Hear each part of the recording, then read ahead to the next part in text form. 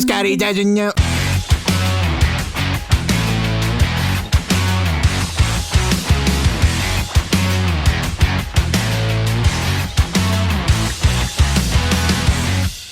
Guten Tag, and welcome to episode 23 of the Unusual Suspects podcast.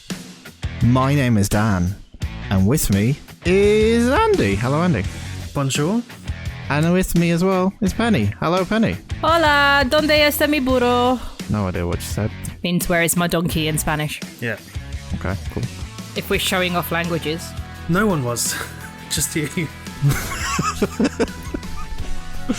I know a bit of Irish. No one fucking cares. Anyways, welcome to episode 23. This is going to be our fun podcast where we talk about Eurotrip at the end. Hey, we're talking about Film Out of the Hat. Seems like a lifetime ago, doesn't it? So join us for that later on in the podcast. But first, does anyone have anything to talk about? Andy, I've got going to you first. nothing exciting to talk about, but I did watch the Sylvester Stallone film Escape Plan earlier. Ah. You ever seen it? Is that the one with Arnold? There's someone else. Jason Statham? Someone? No, it's Arnold, yeah. Arnold, He's yes. in a prison with Arnold and they have to escape. And it is dreadful. Okay. Is it like Saul? No, but you're supposed to buy him as some sort of like genius architect who can break his way out of prison. And I just do not buy it. He says all these words. Wait, an architect? Yeah, like he's a... Are architects really good at breaking out of things? No, he... Because they made the prison? Yeah, did he make the prison? No, he is a specialist who tests prisons. So he goes into prisons Right. and then okay. tests the features to see how difficult it is to break out. What? Okay. Oh, like what people do with viruses on computers and companies, but in a prison. Sure. What if he gets arrested and ends up going to the prison that he designed? Is that the plot line? He doesn't design the prisons, he just is a consultant. Test them. Yeah. Okay. He knows all the prison secrets. But he has all these... What if he got sent to a prison that he'd already checked and there was no way of getting out of it? Then he'd be in trouble. He's like, I already prison-proofed this prison. Fuck. He'd probably find another way out. That's the sequel. Funny enough, I also watched the sequel. Oh. There's a sequel? There's a Okay, sequel. I didn't know. Okay. And it is... Was that one any better? even worse.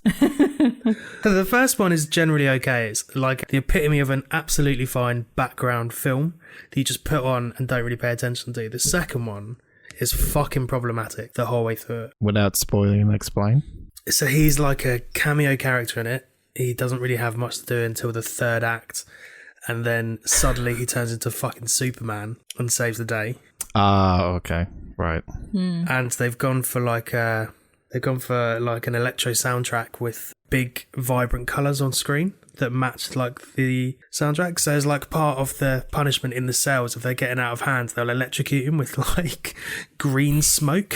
Wait, What? electric green smoke. Yeah, they like send these volts of like neon fucking shapes Like into the lasers. room and it electrocutes them, and it's like, what is going on? Is this hackers? Like an Enter Shikari concert. Yeah, but not lasers. Like, I don't honestly couldn't tell you how to describe it apart from that. So wait, what the premise of the first one is Arnold and Sylvester Stallone are in a prison. Are they the only ones in there, or are they just planning to escape both of them at the same time? So he gets wrongfully put into a prison. He initially goes in to test it and then realises that all of the safeguards he puts in place have been taken out. So he's now stuck in prison and he can't get out. Right. That's what I said. But then him and Arnie work together to try and break out. Okay. How I old see. are they in this movie? Oh, it came out about 2015. So Oh, so old. mid-70s, yeah.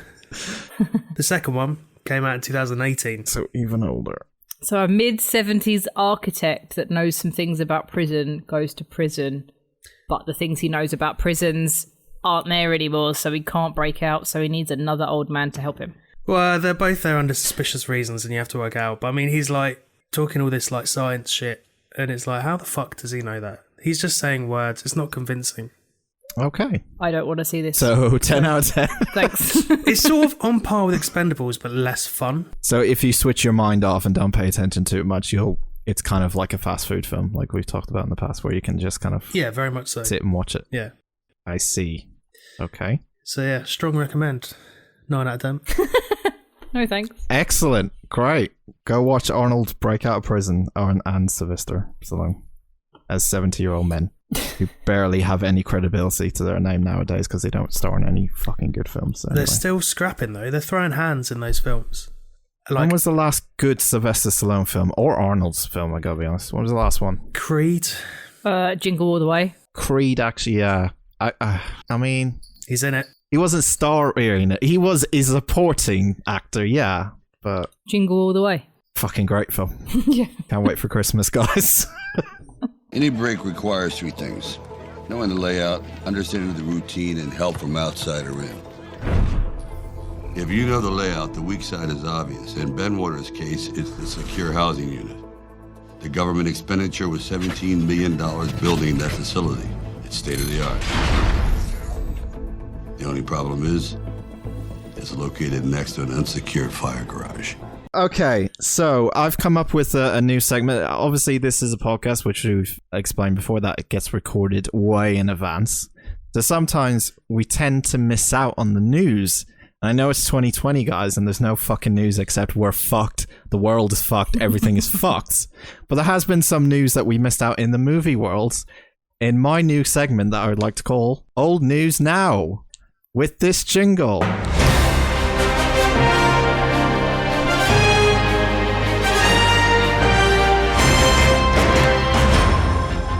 Jared Leto is the new guy in the Justice League film shoot reboot. Well, I have no idea what the fuck is that. Also, we have new Uncharted snaps with Tom Holland.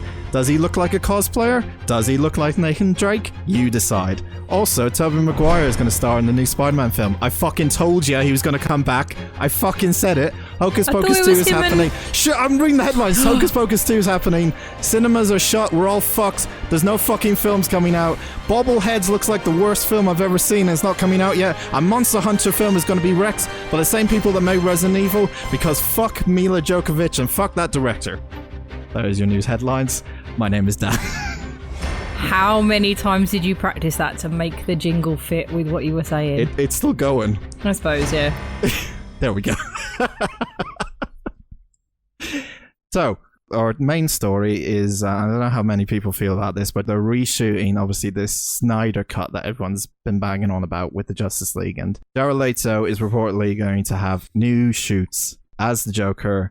I don't care because he was shit anyway. Does anyone care that Jared Leto is coming back as the Joker? I don't know. I didn't see it. So the Snyder Cut, they reckon, is already 3 hours long. Is it? But they've got something like 5 hours of footage, and they're still filming more. It seems excessive. 3 or 4 years down the line. Why? Nobody liked it. But why is everyone excited about it when the original was so shit? It's not like it's going to drastically change the story, unless that's what they're doing. So here's the thing, right? The version Zack Snyder wrote and directed got stopped halfway through because there was a family tragedy. Oh, yeah.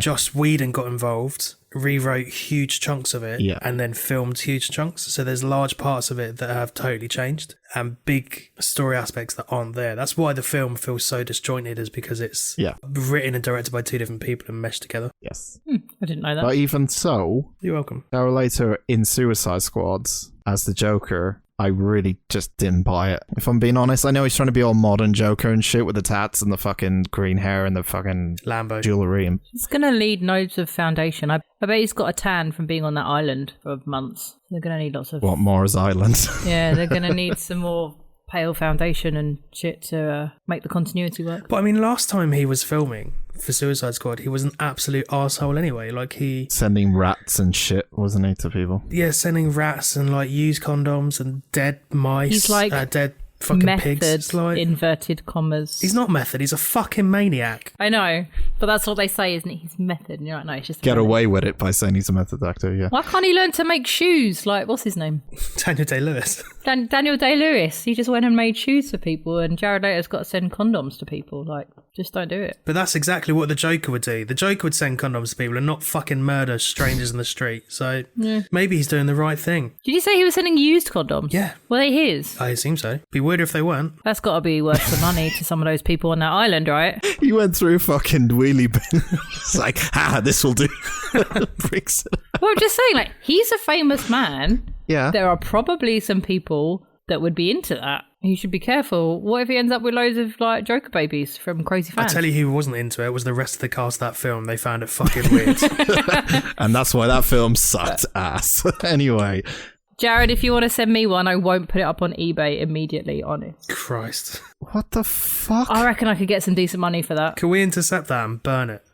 Yeah. No, I'm skint. I'm worried about Penny. I think we're all I reckon I could make some money off of that. Anyway, Tom Holland has been snapped as Nathan Drake in the new Uncharted film. Some people are complaining that it looks like a cosplayer dressing up as Nathan Drake. Others have said, this is great. I'm a bit mixed on this, because with the whole Nathan Fillion situation where, if you don't know, they made a fan film in 2018, I believe, with Nathan Fillion in. It was like a 10-minute or 15-minute fan film. Very kind of low budget, but he was fucking fantastic in it, and he's legitimately like, he is Nathan Drake in a nutshell. Considering that's who Drake was like modelled on. Yes, yeah. Like, he's the person to be doing it. The thing about the Tom Holland one is that from the neck up, it looks weird. Like, he looks like a young Drake. From the neck down, he looks like a normal Drake, like mid-30s. But you put them together and it looks weirdly photoshopped. I know they're doing the young Drake kind of, it's him early on kind of thing. But I don't know. There's something about him that just, he looks too kind. I know that Nathan Drake's meant to be kind of a cheesy, jokey asshole, but he just looks like he's going to be too kind. To be honest, it's not Tom Holland I'm worried about. It's Mark Wahlberg as Sully. Oh, fuck, yeah. That's yeah, okay. If people don't know what we're on about, this is Uncharted. This is Tom Holland starring an Uncharted movie, which is based off a video game series that's very, very popular. Me and Andy have played it. Obviously, Penny has no idea what PlayStation is, so we're kind of I know what a PlayStation is. You said, I've got a SNES, and you... I've got last a SNES. week. Yeah, good. I've got PlayStation 1. What was the last game you played? Sorry that you told me. What was the last game you played? Lego Jurassic World. And there we go. Unless we're counting like Kirby and shit on SNES. Actually, I think. Fine. Okay. You're but I know what PlayStation is, Dan. All right. Pro gamer, get your gamer squad after me. Anyway, so Tobey Maguire is going to star in the new Spider-Man 3 film, because the new Spider-Man 3 film is kind of like Into the Spider-Verse, where they have a mixture of timelines and stuff. I fucking told you he'd come back. They needed him. They don't Bloody need him. Marvel came back. They don't need well, him. They certainly do. They don't. In fairness, they've also brought back Andrew Garfield. Who was shit. And Jamie Foxx. Yep. Tom Holland don't need no one, Who's mate. Jamie Foxx playing? Jamie Foxx was Electro in Amazing Spider-Man 2. Thoughts on this? Are you happy Toby's back, or? Yeah, I like Toby. No. I am. I'm not Why? not really. He's old? I want him to be emo Spider-Man. No. I think it's a little bit too early to be doing like Spider-Verse stuff, live action. I'd like another animated one first, to be fair. Yeah. More Spider-Pig, Probably. less Andrew Garfield. But I think the problem is, like, I don't know if the character is built enough to have 2 more Spider-Men join him. Whereas, like, if you do a trilogy of Tom Holland Spider-Man And then do one. and then do a Spider-Verse one afterwards, Yeah. that would be better. Do you think it's because of the success of Spider-Verse, they're kind of jumping on it straight too Probably. quickly? That's why. I think partially that. I think because now the Infinity Saga is done and they will use Doctor Strange as like a multiverse thing. Yeah. I think they're going to tie it together, but it just seems a little bit too early for me. Seems like a fucking clusterfuck, I think. But I'm happy Toby's back.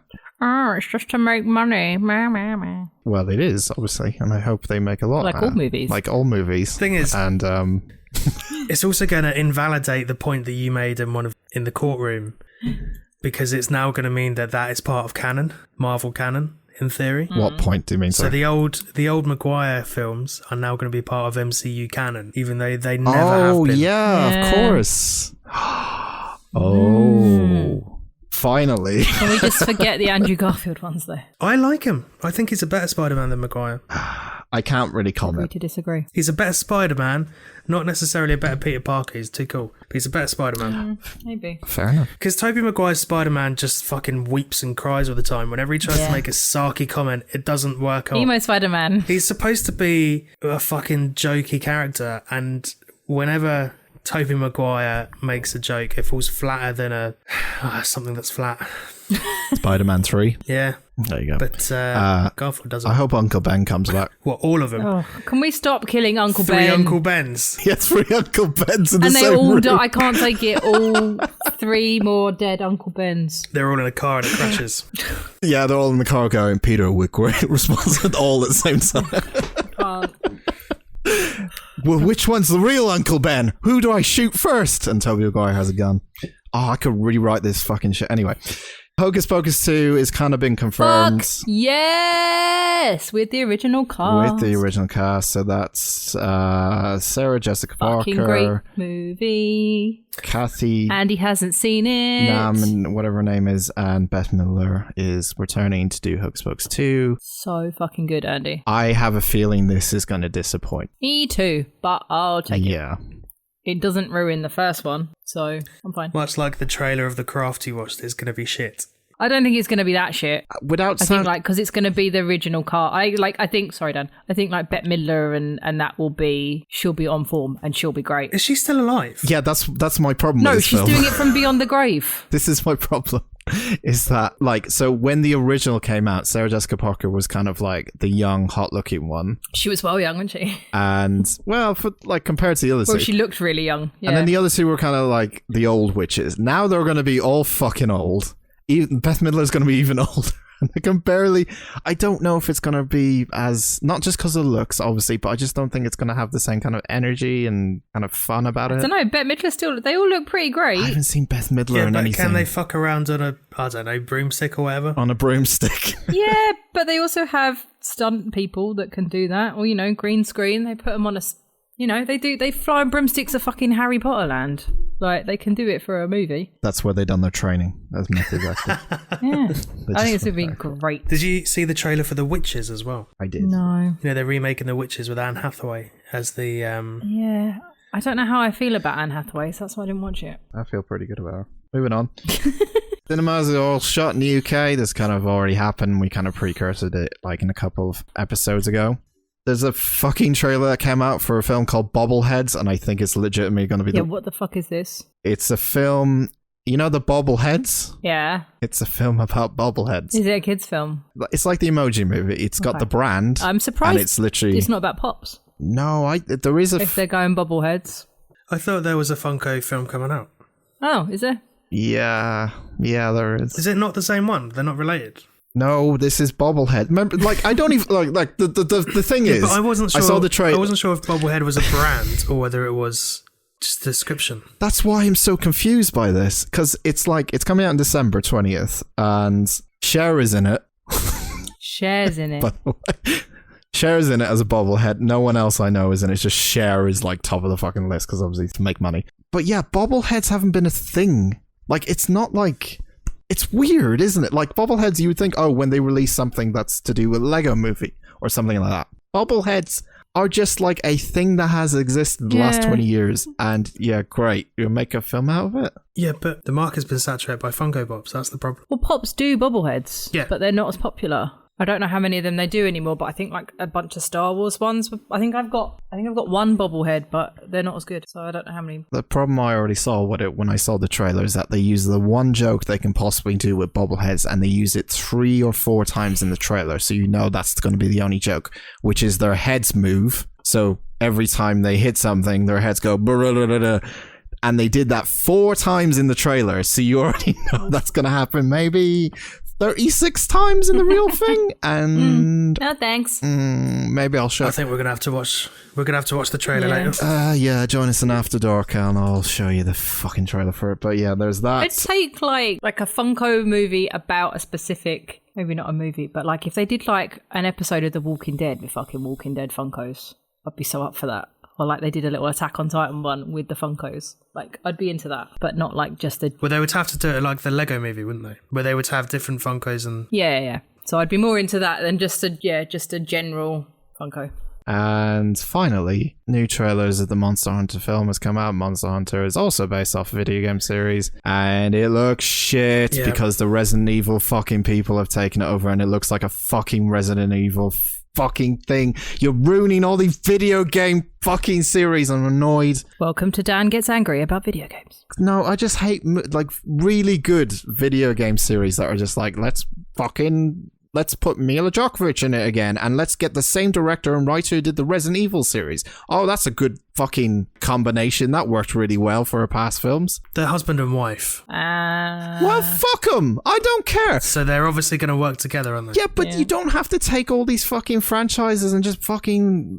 the main problem I have with it, people going, well, what's wrong with it?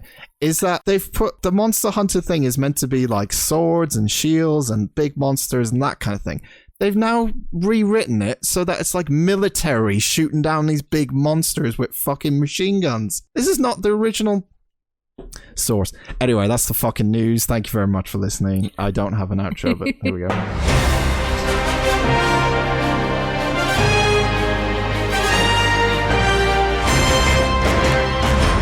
There we go. I didn't have an outro. Loud. That's why. Pretty well cut there, to be fair.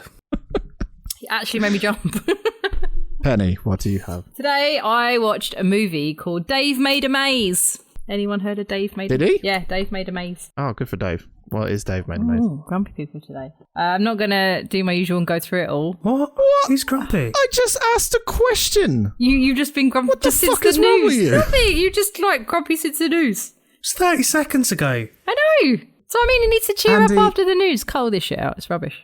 What? No, this is staying in. We need to keep this in. This is bullying. Why? This is actually bullying, so that I hope people can realise the kind of shit me and Andy have to put up with every fucking week. Where's emo by Spider-Man fucking when you Penny. need him? She's your favourite, yeah? Well, this is how she treats us behind the fucking scenes. I'm not fucking happy about it. I just want to fucking tell someone.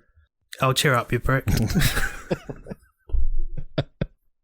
Penny. So today I watched a movie called Dave Made a Maze. Anyone heard of Dave Made a Maze? Hey, sounds Whoa. amazing. Woo. Can't wait to hear about it. Fucking, I'm ready. Let's get this Red Bull down me. Here we go. Fucking good for Dave.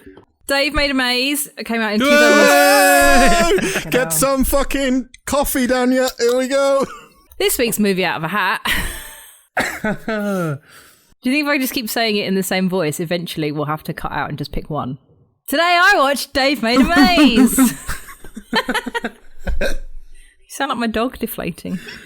Oh, sorry. Anyway, I'm listening now. 2017's Dave Made a Maze, starring Nick Thune and I am going to mispronounce her name, Mira Rohi? Don't know. Anyway, Dave tries a lot of things in his life. He tries painting. He tries to learn the keyboard. He tries origami. Doesn't finish any of them. Dave, personally, is very relatable. Yeah, sounds it. I can Is it? Oh, yeah, definitely. Yeah. I'm on board. And his girlfriend Annie goes away for the weekend and he gets really fed up and he builds a labyrinth out of cardboard in his apartment. Labyrinth. How big is this apartment? Oh, out of cardboard. Out of cardboard. So Okay. his girlfriend comes home and there is a cardboard box. Technically it's a labyrinth, but it looks like a fort. It's just a few small boxes, like refrigerator boxes and stuff, just set up in the middle of his apartment. I've seen refrigerator boxes. They're very big. So it's a few of those. It's got like an entry sign. It's got some chimneys with some steam coming out of them, and it's just in the middle of his living room. How has he got steam coming out of the box? It's magic. I don't know. Don't fucking quote me that it's magic, because you'll be like, oh my god, why is it magic the entire Do you reckon time? he just popped the kettle on instead? Well, Moved the kettle to that box and popped it on. so the girlfriend comes home and she's like, right, stop being a dickhead, like, get out. And he's like, can't, I'm lost. He's lost in his cardboard box fort. He's Right. been in there for 3 days, but he left his phone on the outside so he couldn't call anyone. He hasn't really eaten much and he's been lost in his fort for like 3 days. What is the cardboard made out of? I just want to confirm it's made out of cardboard and not steel. Cardboard. Lots of brown cardboard. Right. So he could smash through it relatively easily. Well, she starts to like wobble it and it makes like shaking, steam starts coming out of the chimneys and it starts making noises like a train and there's like echoey noises and it sounds like it's going to collapse. Like there's very dramatic noises when she shakes it. And he's like, no, don't do that. The confused looks is great right now. Right. And she wants to break it down. He's like, no, you can't break it down. You can't break it down. I've spent ages building it. So she calls his friend Gordon, who is Adam Bush from Buffy. He was one of the 3 nerdy guys Oh, in okay. whatever season that was. He's been in a bunch of stuff. Yeah. So Gordon's like, what is going on? Why in a box? And he's like, I'm lost and I can't get out. So like, well, why don't we just lift it up off the floor? He's like, because I stuck it to the carpet, obviously. That's a dick move. Interesting development. Like, he's like, I've stuck it. And then I try and pull it off, and they're like, yep, it's stuck. You've always got to be careful when you pull it off. Penny, when you watch films, right? Yep. When you choose films, do you go for like the most basic of stuff, like a wheel that moves, a fort that is made out of cardboard? Ooh, what kind of adventures will they get into? I told you I made a list of films based on their name or the short synopsis. So this was the one I went for today. Okay. So Gordon's like, fuck this, we're going to call Leonard.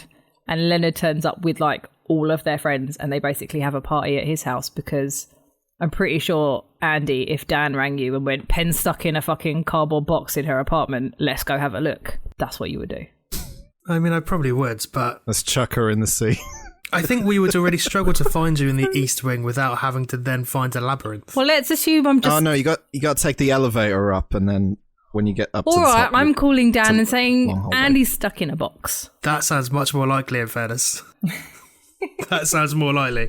Like, literally, if someone rang you up and were like, Jeff's stuck in a cardboard maze that he made in his apartment, let's go have a look. So, obviously, I don't know, but the first thing I would want to do is, I want to go in the maze. I want to go in the cardboard maze. Yeah. But apparently, it's too dangerous. You can't come in. It's too dangerous. It's full of obstacles and booby traps. Come on, Dan. Lay it out. It's fine. Come on. No, just go. It's fine. It's fine. Is there a cardboard minotaur in there somewhere? Who are you, Jenny fucking Bennett, you fucking ruiner? Well, I don't know. Tell me, that was Wow. obviously a guess. Yeah, yeah. Andy, there is a telephone helpline at the end of this for bullying. If you Ooh, the fucking Samaritans by the sound of it. So basically, before we go any further, I thought this was a pretty good movie, and I think it's worth a watch. So we won't. There is a monitor in it now because Andy said it. But So sorry. So it's a guy that makes. So hang on. So you got Labyrinth made out of cardboard boxes. It's worth a watch. it is worth a watch. You're telling us. Yeah, Right. Why is it funny, or is it? it's kind of funny, and it's like a comedy. I don't want to say it's a horror movie, but there is some death in it. So it's a.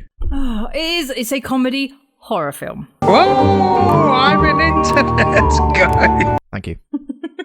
Royalty free. Well, we get paid our ERS. I should get fucking paid for that. Yeah, I know. 20p, mate. It's coming your way. Okay.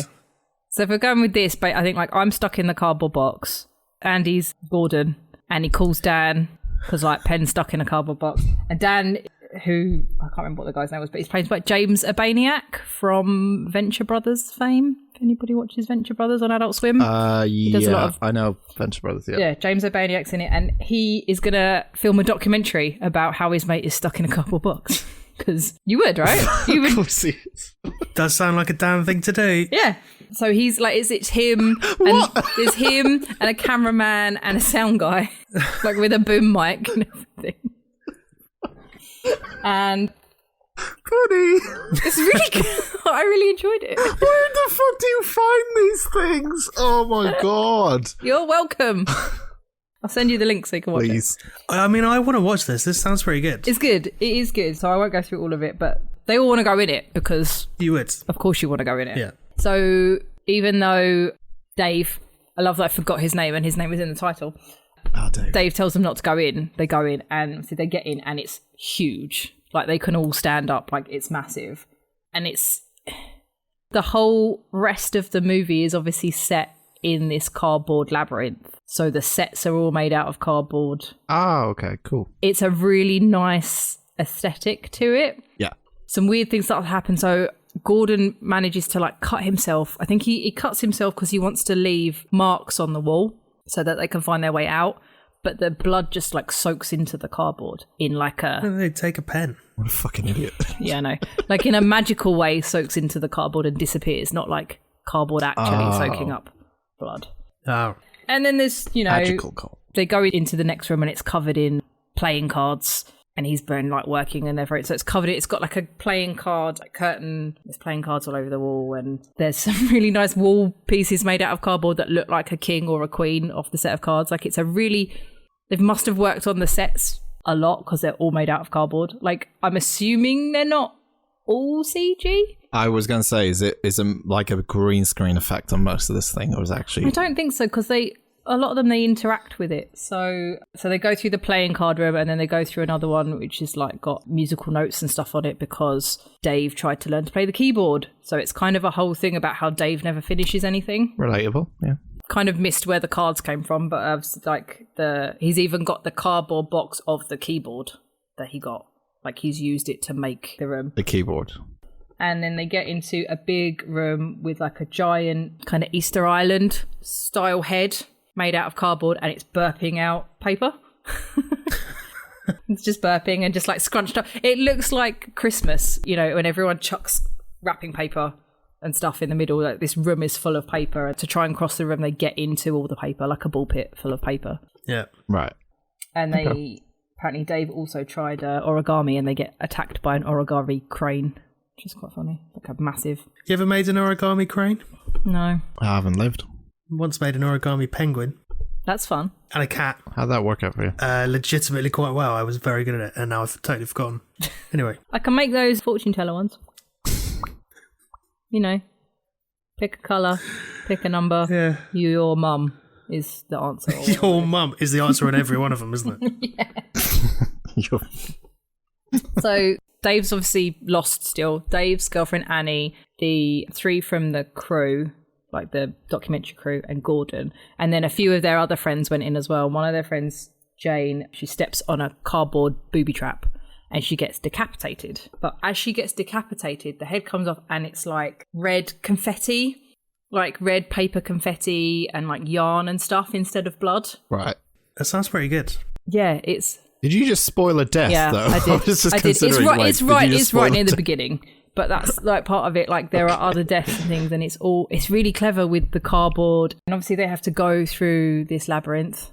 Yeah, eventually there's a cardboard minotaur because that's where minotaurs live, in labyrinths. And it's them they have to rescue Dave and get out, basically. I had a lot more notes, but it sounds pretty good. I am good. Keen to watch it. Yeah, it's a fairly basic story after that, you know, and then it's about, you know, Dave not finishing things and then working together to get out. But yeah, there's a scene in there inside like a cardboard hexagon, like a hexagon shaped box with kind of holes in it and stuff. And something happens and it shakes, and you can just kind of imagine the people on the outside shaking it for like, it all like kind of looks kind of DIY, like rather than CGI, it looks like they've actually... Because like they try and cut through the walls and stuff with like, because they're like, well, we'll just cut our way out with a box cutter, but they just get more and more layers of labyrinth. And so I'm pretty on board with this, to be honest. Yeah. Reverse Toy Story. Reverse Toy Story. Huh? Fuck are you talking about?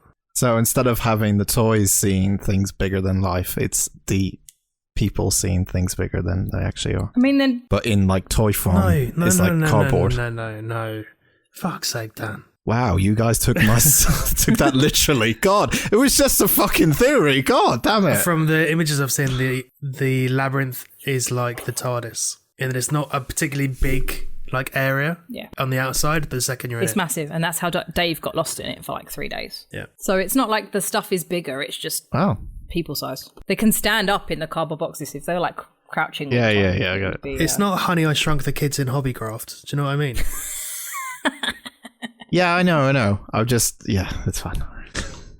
So good film. Yeah, I had loads more notes because I went through it, but yeah, like the story, you know, go into this weird maze, they have to find Dave and get him out. Not that exciting, but like some of the stuff that they do and the way it looks is really nice. I imagine it's quite layered, and there's a lot of like... There's some metaphors. Underlying meaning stuff, and yeah. Yeah. What's the name of it again? Dave Makes a Maze. Dave Makes a Maze. And like with the things with like the origami and the keyboard is the things that Dave's tried to do and hasn't finished, which kind of, they don't really go into it. It's more like the opening credits is a cartoon and you'll see Dave like trying to play the keyboard and he's like, fuck it. I think I can make like a crossover with this and Prison Break film where Dave's made a prison and Sylvester Stallone has to get out of it, but it's all made of cardboard. Good work. I mean, he'd probably come up with some bullshit like science. Science behind cardboard. Oh, you've got to heat this bit up using the sun, and then it'll melt, and then you start a fire, and then you can write with the ash, and then you devise a plan and some... Someone's drawn dicks all over this cardboard. Must be a sign. It's very House of Leaves. Don't know if anybody's read House of Leaves. It is the weirdest fucking book I've ever read, which is about a house that is bigger on the inside than it is on the outside. And it also involves a documentary crew, but that book is fucking weird and long, but it's similar. But yeah, it was fun. I think if it hadn't been made out of cardboard, it would have been shit. It was really like the cardboard and stuff, like the look of it and some of the bits that they did that made it. Well, it's an interesting concept that they've nailed Yeah. to the floor, apparently. I think he must have stuck it to the floor with like gaffer tape. I don't know. But yeah, sorry, that was going to be a lot longer, but I actually think people should go and watch it. So it came out in 2017, so it's not that old. I don't know where it's available properly, but I'm sure if people did a search, but I would recommend watching it. Ta-da! Ta-da! I've never heard someone go ta-da at the end of any. Certainly with a film that's not about magic. It's a little bit magic. Oh, for God's sakes. Did you build a maze inside your maze? I'm in a completely new place, guys. I swear to God. I'm a new guy. I mean, you couldn't even finish the little maze inside of the big maze, could you? Well, before I was bored and flailing, and now I'm completely focused. Film the Hat is where we take a film and then 2 weeks later we discuss it, which was 2 weeks ago when we filled out the film Eurotrip. Let's make this more confusing. Then now you've got time to watch it. Now you got fucking no excuse, people. All right, that's bullying. It's not very nice. I'm keeping out of this. Takes one to know one, Pen. Fucking hell. This week's film was my choice, which was Eurotrip, a 2004 American sex comedy film. Remember when they were around? Sex comedies. Written by... not written by... I know who these people are. Would you stop fucking singing that? I'm trying to fucking read the description. Do you know how annoying that is when I'm trying to read words on the screen and all I hear is... Scotty doesn't know. That's all I hear in the Best background. bit of the film, though. Every time. It's not. It's fucking dreadful. It is. It is the best bit of the film. I've had a Red Bull and 2 coffees. I'm feeling fine. 2004 sex comedy, American sex comedy film starring Scott Michalowicz, Jacob Pitts, Michelle Trachtenberg. Is that a real name? Yeah, she was in Buffy. Michelle Trachtenberg? Yeah. And Gossip Girl. Yeah. I love her. I didn't know her name was that long. But anyway, Travis Webster as well. It is a very, very dated film, as we'll describe in a minute. Some things may not be okay to do nowadays, but we're going to have to discuss them anyway, because films, they're funny, aren't they? So, Eurotrip. It starts with another fucking version of My Generation. I noticed that after the fucking Emoji Movie, but this one was worse because it was in French. Was it in the Emoji Movie as well? Yeah. No, it was in Silent Voice. I know it was in Silent Voice. But... Oh, was it Silent Voice? Oh, yeah, sorry. Wait, what was the one in Emoji Movie? It can't be 3 in a row, No, surely. I got that wrong. I think it was a Silent Voice. I think it might have been. No. Oh, the line caller. There was something at the start of Emoji Movie that was like a popular song. It was, wasn't it? Oh my god, is it 3 in a row? No, that it can't can't happen. be. Surely not. I'm on it. That can't. Someone look I'm it up. looking, but I don't. I'll go on. Andy's better. Anyway, a French version of My Generation plays in the intro, and in the intro we meet Scott Thomas, aka Scotty, who unfortunately on his graduation day is dumped by his now ex Fiona, who says Scotty is so predictable, and she's been, as we'll learn to find out later, sleeping around with people, that she's gonna break up with him. It's kind of you, but it's not me. Actually, it is you. Super mean, isn't she? She gives like no shits. I will give her this. At least she's honest. Because at least she's not playing around. Well, she has been, hasn't she? Yeah, I was thinking, at least she's not honest. She's like completely callous about it. Yeah. Fair enough. Okay. Well, yeah, she's a bit mean. To the point where I was like, why were you even bothering to be with him in the, like, what did you get out of it? What was the point? She gives him someone else's jacket. That was the best thing for him. I'd love one of those jackets. True. On his graduation day, his breakup happens while his parents are filming the whole thing. His dad's there going, she's a keeper, even though he's just been dumped by her. They can't read the room, can they? Clearly sad. Scotty is having a sad day. All on videotape. Very sad day for Scotty. Fiona! Meanwhile, Scotty has a German pen pal called Mike, and his best friend Cooper says, one day this guy is going to want to meet you because he sounds like a sexual predator, because it's a guy and he's from Germany Like, you know, what does it say? Girl Scouts have fucking pen pals. Why do you have a pen pal, sort of thing? Yeah. How long were they pen pals for? And he didn't know she was a girl. Because it's before the ages of Facebook when you can look up someone's profile and go, I know, like, but when you're talking, eventually she's going to drop some kind of gender. They were writing to each other in German. Yes. And he didn't know German too well, as we learn to find out later in the film. He's not very I'm good still at not buying it, like, that he could have talked to her for that long. It's a 2004 film that doesn't take itself seriously. That's just all it is. We pick holes in things. That's my job. Yeah, but you got to read the room, you know? It's a fucking film that is dumb. It's a bunch of teenagers. It's a fucking, you know, it's a 2004 teenage film. You've got to learn to take things with a pinch of salt, Penelope. Otherwise, you'll never enjoy things. Suspend my disbelief that he thought she was a dude for ages. Exactly. His best friend Cooper says, yeah, don't talk to this guy, Mike, as he puts it, because he's going to meet you and try to get freaky with you one day. And then they go to a party, and they meet the twins, Jamie and Jenny, who are brother and sister. They are, by Scotty and Cooper, labelled as the worst twins ever. They're not really like, they don't know anything about each other. Yeah, exactly. They're just kind of all over the place. They don't like the same things. They're the worst twins ever.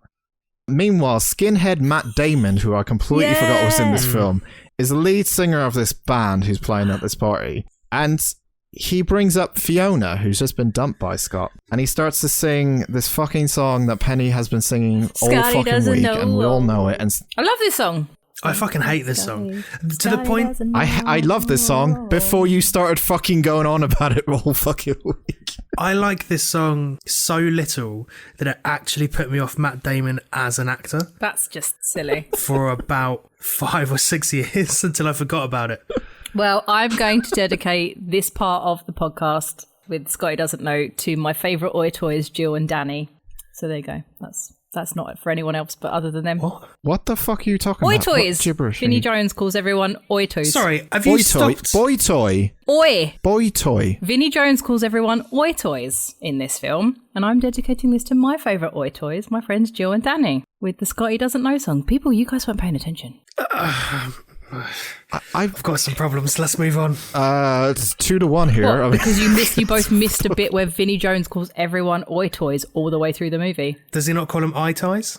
Because they're Italian? So, Oi toys! Yeah. Depends whether they're Italian or not. He says it more than once. They are Italian. Have you missed the point here, Penny? I think you've missed the point. He says it more than once because later on he calls them Oi toys.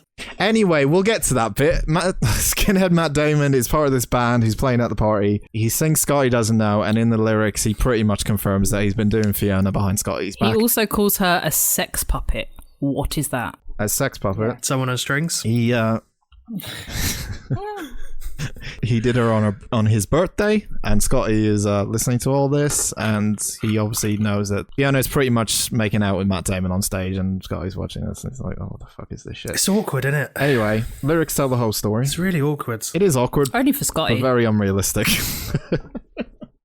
First off, Matt Damon does not look like he belongs in a band. No, and he needs... That's not his voice. No, it's not, and he needs to not That's do not that his voice. Thing. He was like sticking his tongue out. I was like, you're clearly miming, and doing that is not helping. I'm a rock star kind of thing. So, meanwhile, Cooper gets a girl, in brackets called Candy, to rub her right tit. This is so weird. Dumb girls trend in films, insert here, which happens a lot in the early 2000s, especially with these kinds of films where girls are just like, oh, my boobs? Oh, okay, I'll just take my bra off and rub my tit. So it's... There you go. Discuss. He jumps in a hot tub and says, this isn't where I parked my car, and it's one of my favourite lines. But he says it like 80 times in this film. Yeah. Okay. Also, with a name like Candy, your parents don't love you. They want you to be a stripper. Anyway, Scotty... Oh, bloody hell, that's... I apologise to all strippers people named Candy. I mean, it is a stripper name, right? If you call your child Candy. Pen, I think he's having a go at sex workers. I think he is. Oh my god. I'm not having a go at them. I'm just saying if you... Why do we all hate each other this episode? I don't know. I don't hate anyone. I'm having a great I didn't time. beat you at football. God. So far, I'm at the firing line. I'm fine. Why do you have to bring that up? Because we're all being really mean to each other and I don't know what to do. Scotty gets home drunk and sad with everything going on, and he decides to take Cooper's advice when he gets an email from Mike. When Mike asks, "Oh, I feel sorry for your girlfriend who you split up with. Why don't I go meet you in America?" But once he sees this email, he's like, "Oh shit, Cooper was right." So he sends an email back going, "You're a sick German freak. I don't write again. Leave me alone." And that's the end of that. This is where he's like, "We had an incredible bond." And I'm like, but if you had an incredible bond, how do you not know their gender? That's how the story goes. He just didn't know. It's just a common misconception of, we obviously, like, in the film, it comes to a later point where he's trying to understand German from a driver, and he gets it completely wrong. So we know he's shit at fucking German. On top of that, I don't really understand how he knows what Mike was saying the whole time then if he's really, really bad at German. Because he's like later on, he's like, we had an incredible bond, and he says to Cooper, like, told her things I haven't even told you. Yeah. It's a bit forward. Also, do Americans learn German as much as we do? They don't really need it, do they? It's unusual. But also, pronouns are important in German and they're quite obvious. So it's not difficult to differentiate. There you go. Teacher Andy. Don't they like to gender objects like in French? Yes, correct. Like bin lid. Is bin lid male or female? Does anybody know? In this case, it's male. Not sure about sex puppet, though. Anyway, in the morning, Scotty finds out that Mike is a lady from his younger brother called Bert. What an American name that is. So Scotty's younger bro gets shown a picture by Scotty saying, "No, look, that's Mike." And it's a picture of some dude next to a hot chick, basically. No, it's Mika, and that's Mika, and points to the girl, the hot chick.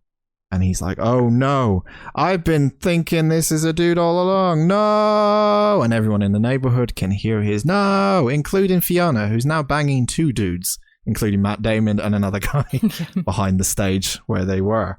So it's probably best he did leave Fiona. Anyway, Mika then blocks Scotty through email. I'm getting into hackers territory here. Mika blocks Scotty from receiving his drunk, sad email. And yeah, I didn't know you could block email, apparently. I know you could block it when you send it and the person is automatic response, but I didn't know it was like you can definitely not type another single sentence. Well, the fact that it comes up like email, blocked in like a big... Yeah. I mean, it's obviously exposition, because I'm fairly certain you can't do that. So Scotty gets blocked. Sorry. And when Cooper walks into the room, he says, "I'm in love with my pen pal. I'm in love with Mike." Which Cooper then takes as, "Oh, finally, Scotty. He's come out. He's gay, obviously. We're okay with this, though. I'm here for you. Blah, blah, blah, blah." I think your parents knew. He wasn't in love with him before, but now he's found out she's hot and she's got a vagina. It's... Men. That's all I can say. You said it. Yeah, for a teenage film like this, it's kind of like, oh my god, it's a hot chick. Oh, she's so hot. I'm in love with her. I it's just a standard. I have to be woke and point this shit out, I guess. There you go. You just got to be born in our generation to understand, Ben. Our generation. I don't know in French. Penny. That is a song. That is a song that the young folks sing. Well, it was in this movie, anyway. But I don't know it in French. So they decide, or Cooper tells Scotty that, hey, you know what you should do? You should, because your email's just been blocked and you don't have a phone number. I think they said, oh, the phone line is dead. I think he said, I can't contact her. I think it's unlisted, but then he has her address. He does have her address because then he can get to her. I'm assuming you can't Google things. Anyway, silly film. So Cooper says, why don't you go all the way to Germany from Idaho all the way to Germany to just turn up and meet her? And that seems like a crazy idea until he says, Fiona was right about you. You're too predictable, Scotty. And Scotty goes, I'm going to America. And Cooper goes, no, we're going to America. Typical.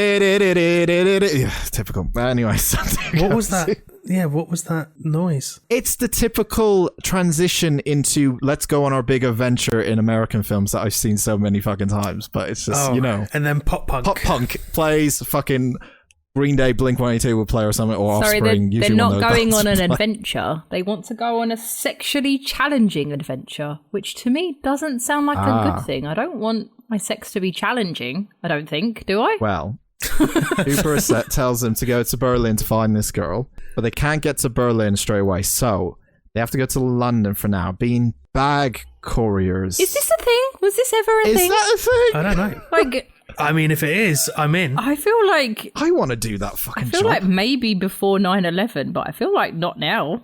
Like, you can just Well, this came out after 9/11. exactly. Like, I don't think you could just turn up at an Just after. airport and be like, "Hi, have you got any parcels for me to take?" Which they never deliver. Maybe it's like an emergency thing instead of like if you're going this. It's kind of like hitchhiking. Maybe well, if you're going this way, you might as well take these. I don't- bags. Yeah, but they're not going Is that way it? because they offer to take the parcels, then they have to pay Then they have to pay for a flight. So it's not like they're already heading that direction. No, and it can't be an emergency because if nobody turns up and says, "I want to take your parcel," then it won't go anywhere. I don't know. It's a weird job. If that is a weird kind of job, but yeah, they end up being bag couriers to get some bags to London so they can pay for their flights by doing this job. Anyway, Cooper wants to go to Europe, he tells Scotty, because he wants to return to claim his birthright, which is a series of erotic and sexual adventures. And that's the reason he wants to go with Scotty. Yeah. As we'll learn later on. Can in the we film. just clarify? Do we want sexually challenging adventures? I don't know. No, I said sexual and erotic. No, but that's what he adventures says. is He what- says, "I want a sexually challenging adventure," and I don't know if I want that. That's what he wants. It's not about what Yeah, you but I'm want. just like, is that a good thing? Next time you're getting down to business, see if you can solve a Rubik's Cube and report back to us. I can't solve a Rubik's Cube anyway. Unlucky. Well, tough shit. You wanted a challenge. You want a fucking challenge? There you go. We get to London. Come back in Oi, like a oi. month's time and be like, I still can't solve a Rubik's Cube. We get to London. Oi, oi, oi. Punk rock, Sex Pistols, Clash. Oi, oi, oi, oi. Oi toys! This is where one of the faults of the film come in and the dated look of it. I think every single city that they go to, besides Rome, is behind a green screen. Is it? If you notice in the very first shot when they get to London, they're on the Thames looking out at the House of Parliament. Yeah. That is so green screened. It's unreal how green screen it is. I don't think they actually filmed in London. I think they just had sets, or France, or Amsterdam even. I think the whole time it's just a green screen, and then Rome is the only one they actually filmed in. So that's something I noticed. I didn't notice, but So sorry. According to the commentary track, all scenes were filmed in Prague. Makes sense. There you go. So while they're in London, they're going to go to the pub because there's no drinking age, which is absolutely wrong. In London. Yeah, it just happens to be the same age that I assume they are. It's 18, yeah. So they go to, what's the name of the pub? I forgot to write that down. The Jolly... The funky chicken. Frisky goat. Something like that. We have no idea what it is. Something about a goat. The frisky is the frisky goat or something. Okay, they go to ye old English pub name, which is probably my favorite group of people in this whole entire film because of how weird it is and just like, what? They go into this British pub, and as soon as they go in, there's a bunch of people dressed up in red staring at them, and it looks like they support the red team. And then Vinnie Jones pops up as the leader of this group, and they're all staring at Scotty and Cooper, and they're like, what you doing here? This is the official club for the supporters of the greatest football team in the world, the Manchester United.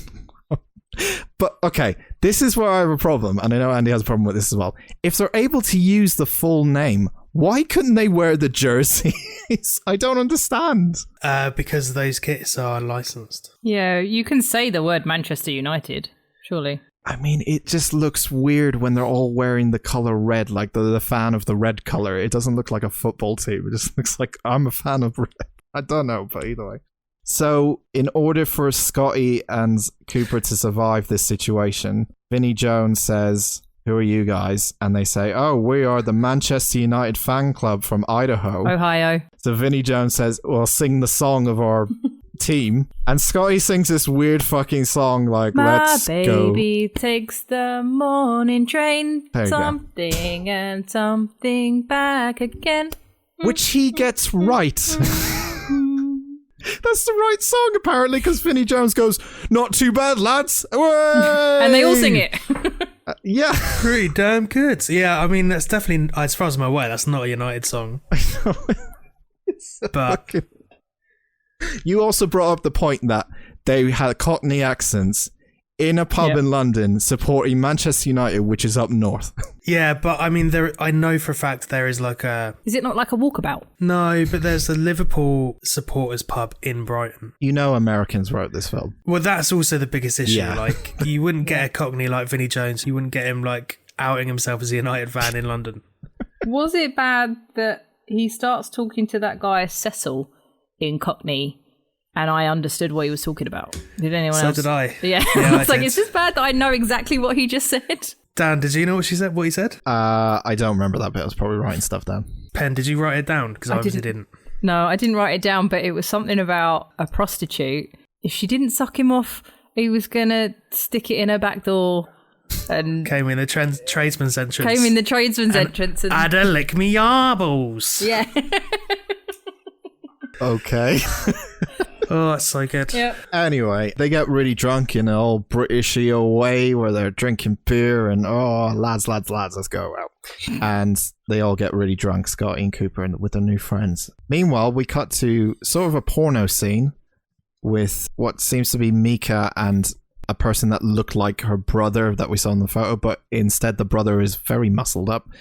And turns into a porno scene with them two, and then it's just Scotty dreaming about how Mika might be getting laid. That's one scene that he dreams about, anyway.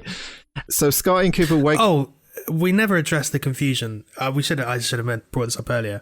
The reason he got confused between the picture is because he is called Jan. Yes. With a J. Yeah. Oh, so he thought it was Jan. Like a silent J. And he thought it was... So he thought it was Mike and Jan instead of Jan and Mika. Yeah.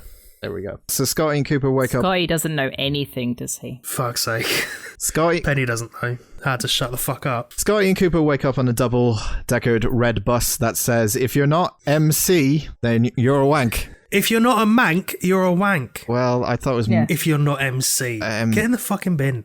All right, fucking way, lads. I'm sorry I don't speak the language of your fucking people, you fucking... It's not my people. Anyway, we get a little precursor for Vinnie Jones saying how much he hates Italians. We'll get back to that in a second. But the bus, we know, is going to Paris, which Scotty and Cooper find out. The guy in the hoodie as well. There's a guy in the hoodie on the bus that just says the words kill something. That's the same guy. Yeah, what? That's Cecil. What? Is that Cecil? Why does he have a hoodie that says kill something? Why not? Football hooligans, isn't I it? guess. We apologise to football hooligans. Yeah, I guess that's what they're going for. Would you wear something that just says kill, even if you're a football hooligan? Like, I'm talking... I know they... Us Millwall fans, probably. What brand is that? Nike? I mean... They come up with a plan. Since they're going to Paris, they're going to meet the twins, who they already know were going on the Eurotrip themselves, and they were saying before at the party that Scotty should come along, but he said no, I had to deal with stuff with my dad. Should have mentioned that before, but either way. They get to Paris, and the bus ends up driving on the left-hand side of the road, which is the correct way in the UK, but they do it in Paris because they're English, and fuck the French, apparently. While Vinnie Jones shouts at the cars saying, and I quote, one of the greatest quotes of this film, "Get off the road, you garlic bread tossers," to everyone on the side of the road. Garlic bread's so great, though. I would never have thought of using it as an insult because it's genuinely one of the better things on this planet. It is a great insult in a non-racist way. I don't even think it's a racist way, but people want to label it as a racist way. I just think it's mean against garlic bread. It's mean against garlic bread.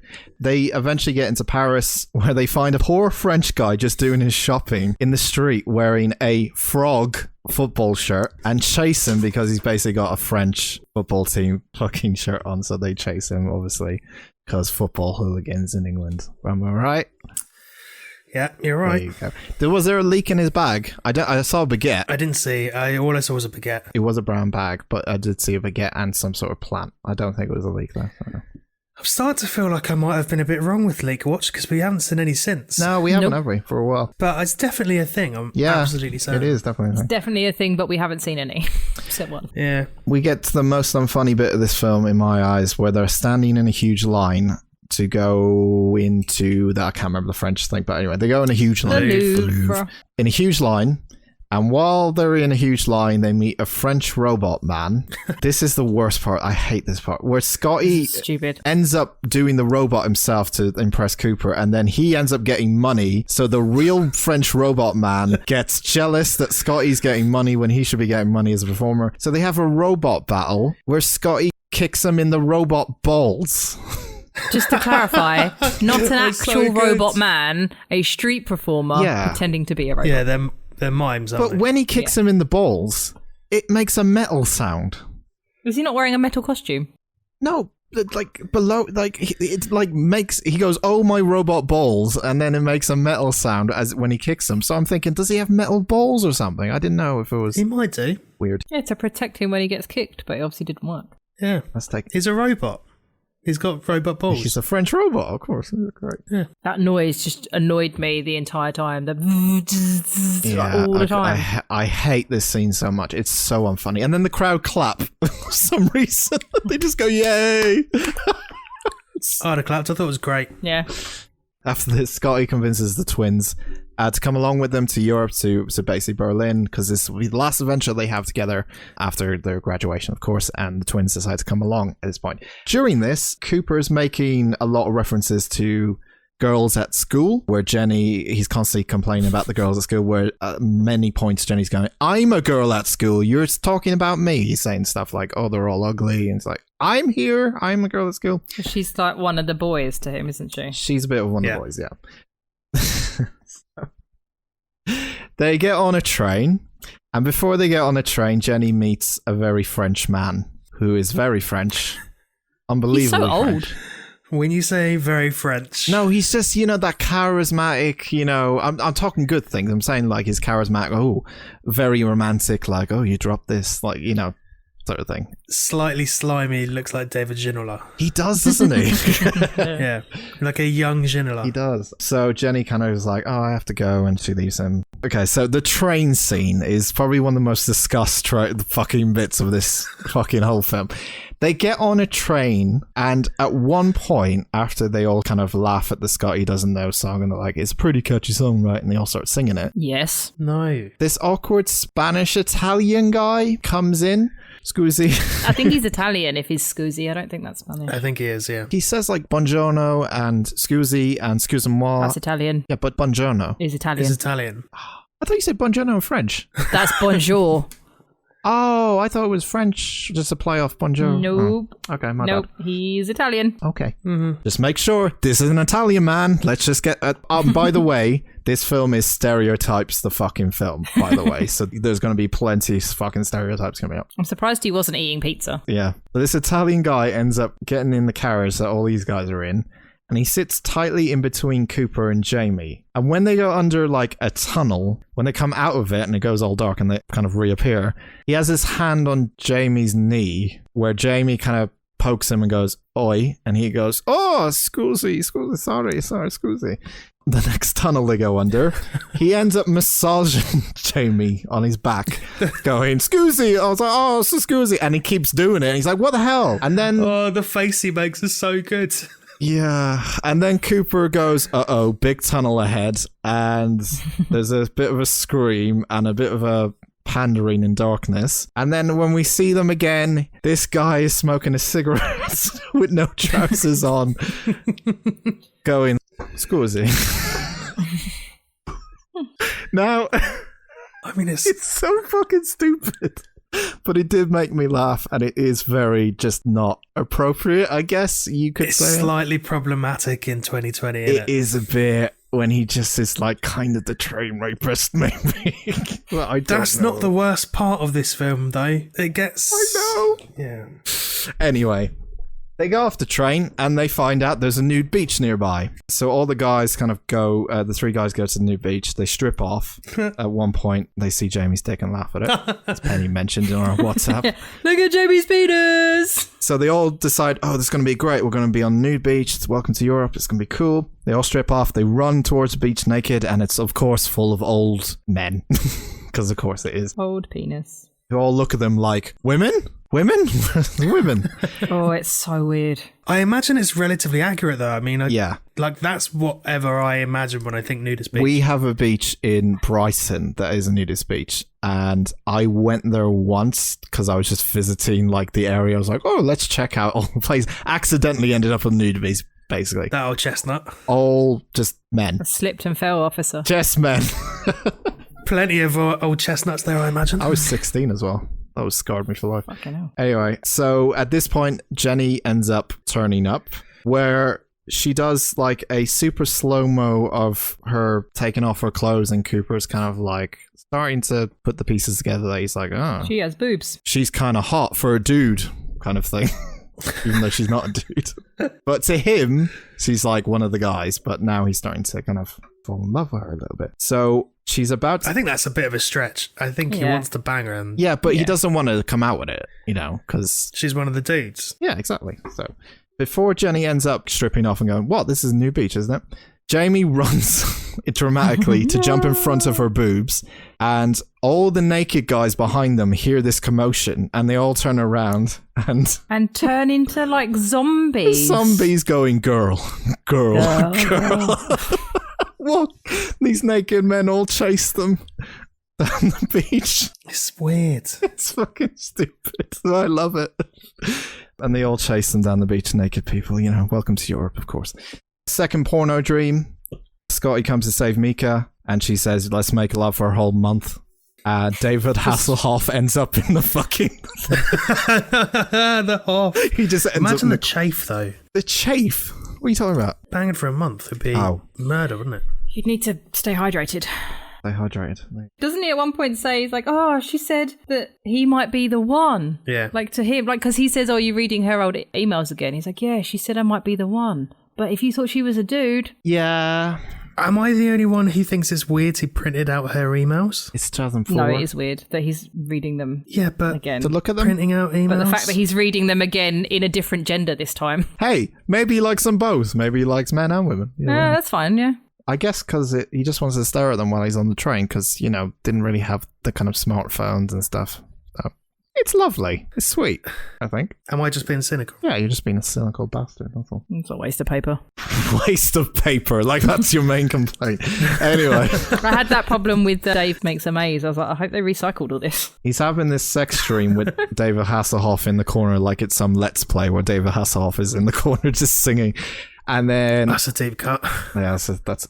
No, everyone knows what a fucking Let's Play video is anyway. Ben, do you know what a Let's Play is? Nope. Any video with a gamer on it where they're playing a game, they have themselves in the corner and they have the game in front. That's it. It's not that complicated. Ben, do you know what a game is? Nope. Oh my god, fuck you too. Oh, like in Saw. They play games in Saw. Are you outdumbing yourselves? I don't know what... I don't have to do much here, but okay.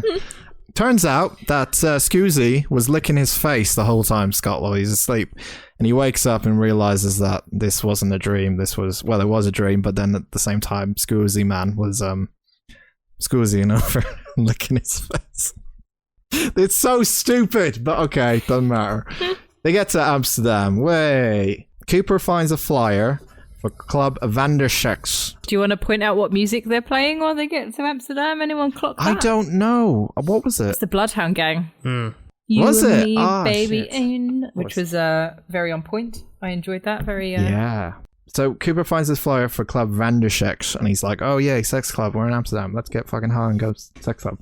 Jamie wants to go, but Cooper decides, no, it's okay, if no one wants to go, then I'll go by myself. So he immediately leaves Jamie out. We should point out at this point that Jamie's kind of a bit nerdy, he loves his camera, he's a bit like all about his, just everything else about his camera. He's a bit like you. He is a bit like me. I've heard you have similar conversations Thanks. like that. Thanks very much. Anyway... Cooper ends up going to Club Vandersheks, and I don't know why I do that voice, but anyway, he ends up there, which seems to be like a teenage boy's dream of a brothel, where all the girls are pretty much wearing nothing, and he's like, yeah, this is going to be so cool. This isn't where I parked my car. Remember that joke? And he ends up going into Club Vandersheks. We'll get back to that later. Meanwhile, Scotty and Jenny eat some brownies. Just normal brownies in Amsterdam. They eat a lot of them. We've all been there. We've all been there. They eat an entire plate, don't they? Yeah, entire plate of it. Jamie, at this point, is going to the camera shop, because of course he is, and he gets hit on by a girl working at the camera store. Ends up getting a BJ out the back, where he quotes, gosh, you really like cameras, don't you? Meanwhile, back in Club Vandersheks, Cooper gets the safe word, but he doesn't read it because he doesn't think he's going to need it because he thinks he's in absolute ecstasy at this point. The dominatrix in Club Vandersheks is Lucy Lawless. It is Xena Lucy Warrior Lawless, Princess. yeah. and her pals that help her out. Anyone catch their names? Tweedledee and Tweedledum. Hans and Gruber. Oh, is Hans it? and Gruber. Yeah. Anyway, yeah, he doesn't read the safe word because he doesn't think he's going to need it. He ends up getting chained up, turns into BDSM torture chamber of all sorts. He either didn't read the contract, or he didn't read the contract, or he didn't sign one. So we know that's need to have all that shit. Where's sorted my out. helicopter? Yeah, where's David Gray? Where's David Gray? My helicopter. But he realizes he's got himself into a bit of a sticky situation, so he tries to pronounce. He tries to pronounce the safe word, and it's like a incredibly long German word. I think. I have no idea what I it think it's actually was. German. It's Dutch. Dutch, probably. I guess. Oh yeah, it's because Dutch, they're in anyway. Amsterdam. Can't pronounce the safe word. Ends up getting shocked in the jewels with electricity by these big dudes. Jamie gets robbed while he's getting his BJ, and while he's being robbed, so the robber is behind Jamie and he doesn't know what's going on in front, which he's obviously getting a BJ, and he just gives him his wallet and he's saying, "Take it, you dirty girl."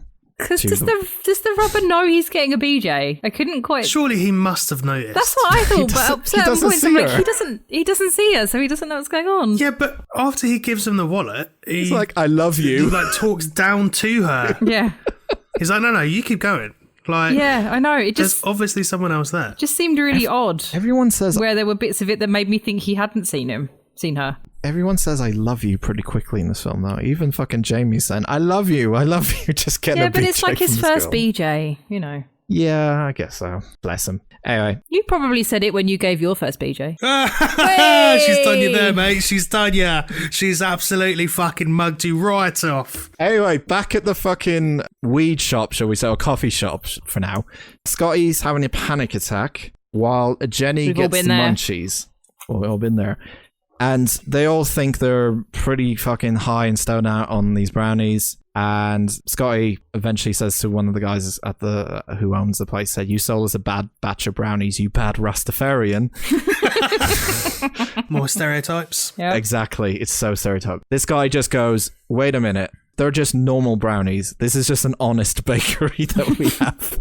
To which Scotty looks over at the chef and he's just shaking his head going, "How dare you?" So they fake tripped out, Jenny and Scotty. Is that a thing though? I don't know. Like I get the whole Placebo effect? Placebo. innit? Yeah. But I don't know. I don't know. Yeah, maybe. I don't know. Americans, am I right? Anyway, back at the club, Cooper doesn't say the safe word right, so they interpret it as, "Oh, you want to bring out something, the big guns." So one of the big guys grabs a dildo gun that sounds like a chainsaw and moves in a spinny fashion. It also is like a claw out Robot Wars. I couldn't work out what was in the middle. A laser. Laser pointer. Well, because there was like a thing in the middle, and then like 3 dildos on like a that spins. that kind of spin or wiggle, and then Yeah. they laser point it at his butthole. But I was like, well, they're all too far apart. Maybe when it goes back into its like straight form, as so to speak, lack of word, it goes in and then it spreads. Is that how it works? I hope Maybe? not. They were very far apart. Yeah. But like the bit in the middle looked a bit like a toilet brush. Like it looked like a pipe cleanery thing. It didn't look. It wasn't the same as the other things. Maybe it's what's those French things called? What's those French cleaning things called for toilets? Feather duster. Yeah, I don't know. I don't know. Oh, I tell you what, I've made a mistake googling Eurotrip dildo gun. Oh, what did you get? Can you buy one? Real dildo guns. Everything.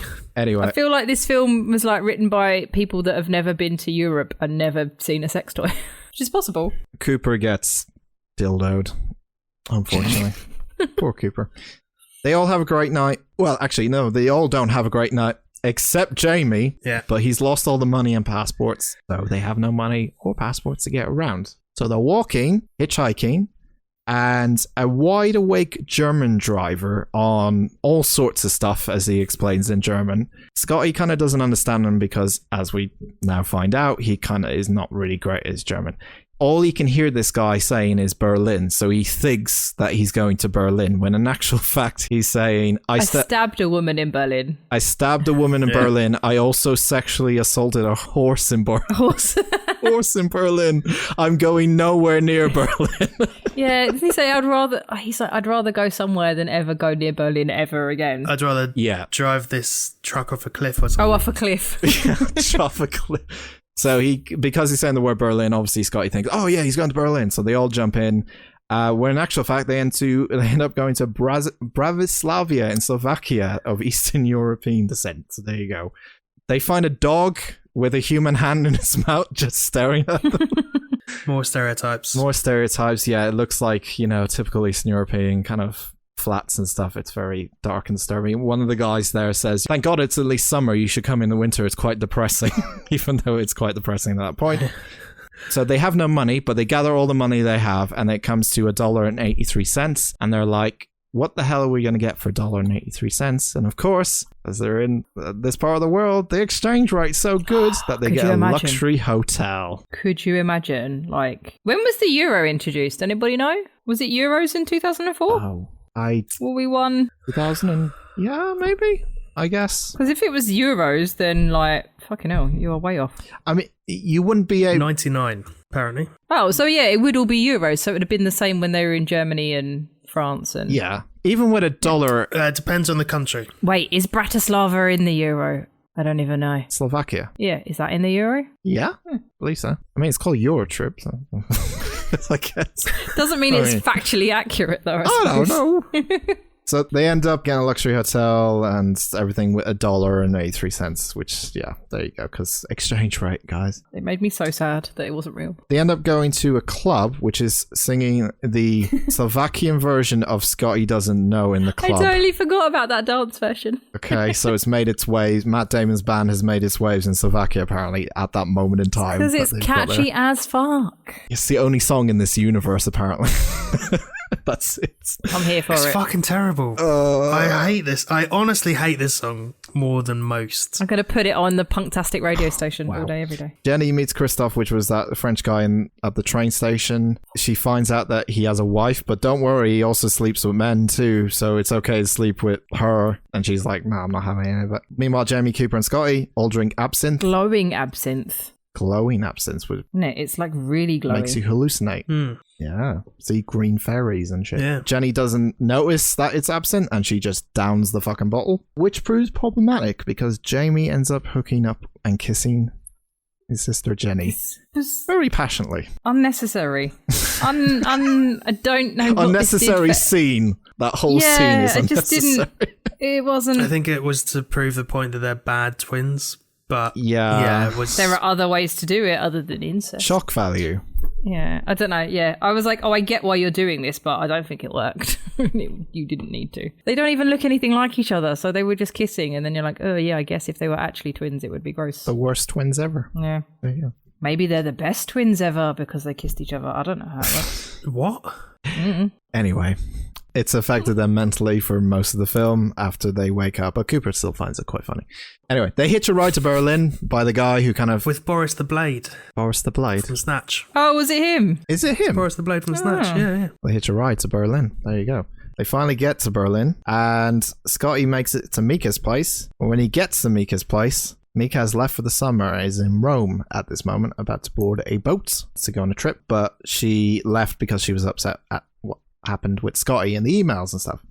Meanwhile, in the background, here we go. Mika's stepbrother, Cooper is the only one that noticed this, gets a pen and makes a Hitler mustache because they're a German family, because of course. Makes a Hitler tash from a pen and then walks around doing the Heil Hitler salute. Goose stepping. Yeah. Back and forth for about 30 seconds constantly. It's not the post-credit scene, is it? But like the scene in the credits, they show them like showing him how to properly salute and walk around, and it's just really awkward. Oh yeah. It's weird. Again, it's unnecessary. It's just stereotypes all over. Yeah. Yeah, it's cringe. Yeah, it's not funny. Dated comedy. Yeah. Yeah, that German driver that they were talking to earlier was talking about drinking schnapps, which is just another German stereotype. It's like, aim higher. I know we're in 2020 now and it's not good, but I'm like, was that Hitler joke even funny in 2004? Like, it probably was. I don't know if it was. It probably was. It was all about that kind of like stereotype kind of humor, but it just died out in the 2000s, I think. That's why Scotty doesn't know. So Dan found it funny in 2004. I mean, I do specifically remember watching this film with a large group of people laughing their heads off at that scene. To be fair, I watched this with my Oi toys and all I racist. had a bit of a smoke and found the whole film a lot funnier than I did this time around. There you go. When I watched it pretty recently with mutual mate, and we laughed. But I think we more laughed out of embarrassment because it was uncomfortable. It's the way he like draws it on and then like looks at the camera and is like, yeah. We're gonna do it. That's it. We're doing a Hitler joke. It's coming. We're fucking doing it. Here we go. Anyway, I'm not even sure it was funny in 40 Towers, and that was nearly 40 years ago. So Scotty ends up going to Rome, but he has no money. But oh no, Jamie has sold his camera to help pay for the trip. What a great guy Jamie is. Bless Jamie. So they end up all going to Rome, so they're paying even more money by making them all buy a fucking ticket. Weird. Anyway, they all go to Rome. With what passports as well? Oh yeah. Europe, innit? No one cares. As far as they're concerned, it's like a 10-minute walk to each country. They get to the Vatican, where Mika is on a tour just before Scotty and the gang turn up. So Mika ends up going into the Vatican, followed by Scotty and the gang. So they can't get in because the guards are like, no, tour guides only with a group, blah, blah, blah, you can't come in. So I think, is it Jamie or someone says that Cooper is mentally retarded? Jenny says that he's retarded. And that's a quote. He's mentally not retarded me. as he's eating an ice cream really, really slowly. And Jamie ends up playing the role of a tour guide because he needs a know-it-all and he's read the book about the Vatican and he knows everything about it. I didn't need any of this. Yes, Andy. Why are you raising your hand? Sorry, I was miles away. Carry on. If you raise your hand, I think you have something to say. So I'm sitting there going, yeah. Nah, I got confused with other stuff. Okay. Yeah, he's retarded. The guard says... Yeah, he's retarded. Isn't he like... The guard says, have a lovely day. Isn't he like, have a lovely day? Special day for a special boy. For a special boy. Seamless. Yeah. I'm back. It was seamless. At one point, Mika, with her tour group, she's shown the bell of San Marco, which is the bell they use to signal that the Pope has died. I want to know if this is where it really is. Like, No. I'm assuming No. not, because it's a really important bell to just put hanging out. Be there. Definitely not. But it's a little bit of a precursor because immediately after they leave, Cooper and Scotty end up seeing the rope. Cooper says, oh, what's this? Pulls the rope. And the people of Rome think the Pope is dead because the bell has been towed. Because of course. Cooper ends up putting on a Pope hat, ends up lighting it on fire, which then he throws it into the fireplace, then creating the white smoke, which then signals to the people of Rome, oh, they've elected a new pope within the next 2 minutes of the one dying. They're like, oh, usually they take 15 days to do that, not 5 minutes. But yeah, not straight away. It's weird that there were candles lit in the Pope's room without anyone being in it. It's just a fire hazard. And that the Pope's hat's just like on a hook. Yeah. Yeah. Scotty at this point still has his hat on, which is another one of the Pope's hats. The curtains fall on him, therefore creating like a golden robe. This annoyed me so and a stick, and he ends up falling into the balcony where the Pope normally says hello to the people, and everyone thinks that Scotty is the new Pope of Rome. I mean, it made me laugh because it was so fucking stupid. Like, as soon as the curtains so fell down, I was like, oh yeah, I know it's Oh, I love it. It's so silly though. But anyway, he sees Mika in the actual kind of court from the balcony, shouts and sees Mika and tries to jump from the balcony, which is incredibly unrealistic at this point. But Jesus Christ, he jumps from the balcony. And everyone's like, why is the Pope interested in her? This is a weird Pope, isn't it? The guards catch him. Then Vinnie Jones and the gang of Reds turn up. And they're like, oi, Italians. As we know, he hates Italians from the precursor earlier. He says to him, get away from him. But the guy says, no, I'm from Switzerland. Either way, it doesn't matter. Fucking get off him. Scotty pours his heart out to Mika. He says, I love you, Mika. They end up having sex in the confession box where an old woman ends up sitting next to them in the side of the confession box, I guess. And she says, bless me, Father, for I've sinned. I've been disloyal to my husband or cheated on my husband. And the next thing she sees is an ass. Just back. It's so fucking stupid. But I laugh my ass off, ironically. And then she ends up running away. But Mika has to leave. Just to get so they have sex and on the boat. He leaves, tells Scotty to keep writing to her because she still likes her.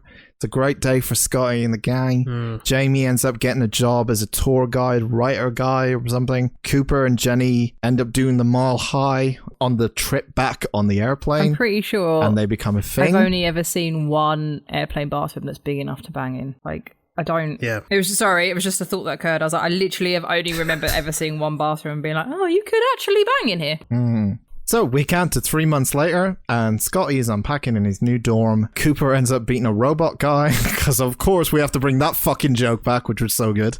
And It's pretty good, though. I liked it. he ends up on the phone to Cooper, and while he's on the phone, he's like, oh, my new roommate's coming, and then the new roommate comes and opens the door, and it's Mika. And Mika's like, well, I'm going to study here with you forever and ever. What happens if they break up? That's going to be really awkward, right? It's fucking problematic, isn't it? Yeah.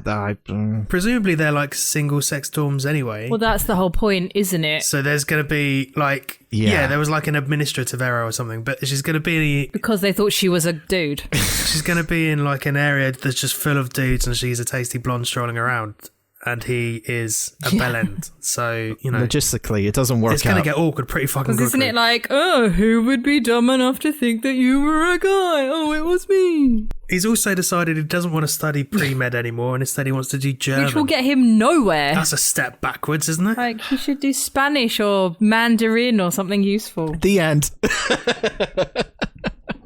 And that is The end. Eurotrip. Penny, what did you think of Eurotrip? It was a lot funnier when I was high. Put that in the box. High and younger. It wasn't that long ago. I think the first time I saw it was I don't know. I was in America for one of my birthdays, so it wasn't that long ago. I wasn't a teenager, put it that way. I was in my 30s, possibly already, maybe late 20s. Well, that still gives you a 20-year gap, though, doesn't it? I think I was like 28.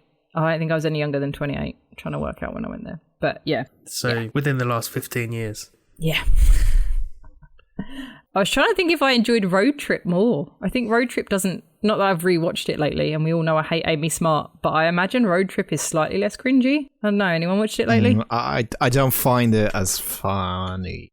That's kind of why I put Eurotrip in, because it is awkward, but it is also... Yeah. Yeah. It was fine. I'd get high and watch it again, probably, with some people. I wouldn't watch it on my own.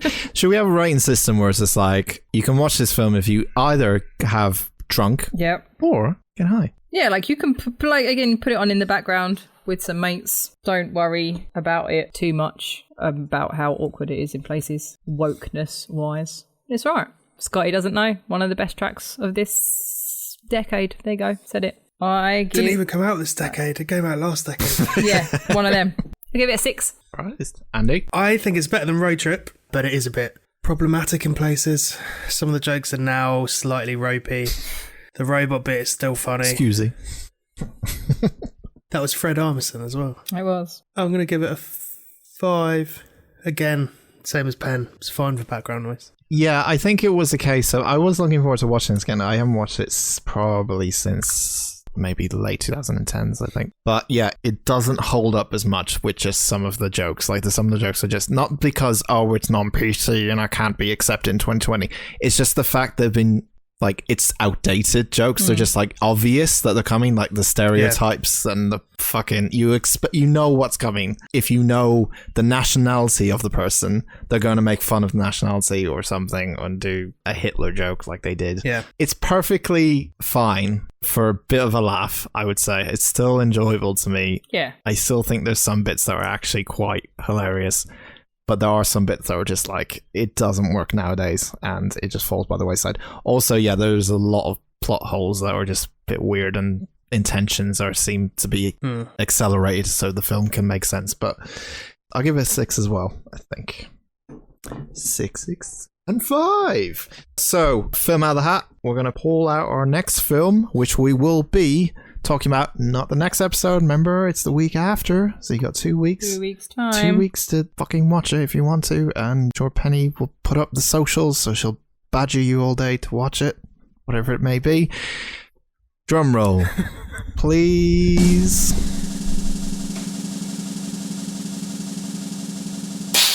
I know I complain every week that's too long, but it really is too long. Yeah, I like it now. It's kind of grown I on like me. it it's too long. Yeah. Because it's so annoying that it makes me feel something. This is the only kind of pleasure you get from doing this podcast is the drum roll sound effect and probably internet ghosts music. And internet ghosts, yeah. Everything else. I mean, ideally, I'd kick you both out and just listen to those on repeat. Fair enough. Thank you very much. So our film for the week after next is Penny's choice. Ooh. So you already know what the fuck it's going to be. Do I?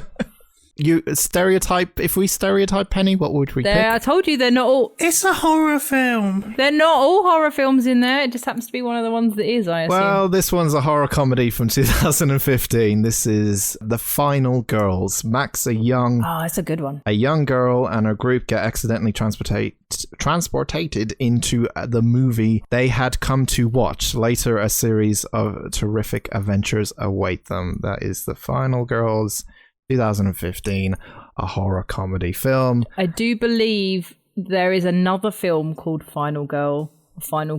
I think there is, yeah. Final Girl. Yeah, so this one's got one of the guys from Vikings in it, if I remember. If you're going to watch along. Adam Devine, or Devine, isn't it? What, the guy from... Oh, no, that's Adam Levine. Who's Adam Devine? I was thinking of the guy from Maroon 5 then. He's the guy who's in...